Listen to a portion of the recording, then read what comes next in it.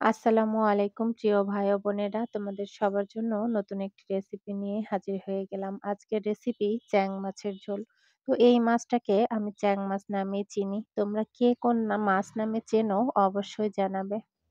তো মাছটা কিন্তু আমি হালকা করে পাতলা ঝোল করব। এই মাছটা পাতলা করে ঝোল করলে খুব মজা লাগে। আর একটু হালকা করে ঝোল করলে সবার জন্য শরীরের জন্যও ভালো।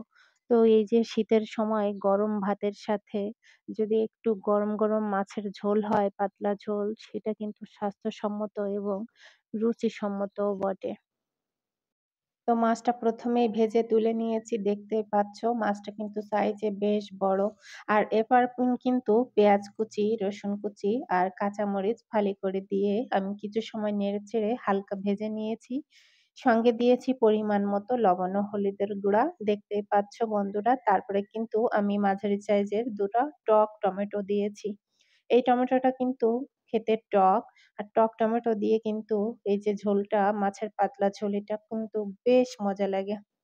তো দেখো মাছটা কিন্তু দিয়ে দিয়েছি। কিছু সময় কষিয়ে নিয়ে টমেটোটা যখন সিদ্ধ হয়ে মাখো, মাখো হয়ে গিয়েছে, এই পর্যায়ে এসে কিন্তু আমি দিয়ে দিয়েছি মাছটা। আর সাথে দিয়ে দিব সামান্য সরিষা আর জিরা বাটা। এই রান্নাটাতে আমি কোনো প্রকারের মসলা ব্যবহার করব না। আমরা গ্রাম অঞ্চলের মানুষ মেক্সিমাম রান্নায় সরিষা ব্যবহার করে থাকি। সরিষা বাটা না দিলে আমাদের তরকারি খাওয়াই হয় না এক কথায়। আর মাছের ঝোলে সরিষা বাটা দিলে তো অনেক মজা লাগে। যারা সরিষা খায় তারাই শুধু বুঝতে পারবে। তো দেখতে পাচ্ছ বন্ধুরা আমি সুন্দর করে মসলাটা কিন্তু মাছের গায়ে লাগিয়ে দিচ্ছি। তারপরে কিন্তু ঢাকনা দিয়ে ঢেকে দিব ২-৪ মিনিট রান্না করে নিব যাতে মসলাটা মাছের মধ্যে ভালোভাবে ঢুকে যায়। আর এই মাছটা আমি ঝোল করেছি। এখানে কিন্তু আমি বেশ কিছু জালও দিয়েছি মাছে। তো মাছটা কিন্তু আমি কাচিয়ে নেইনি।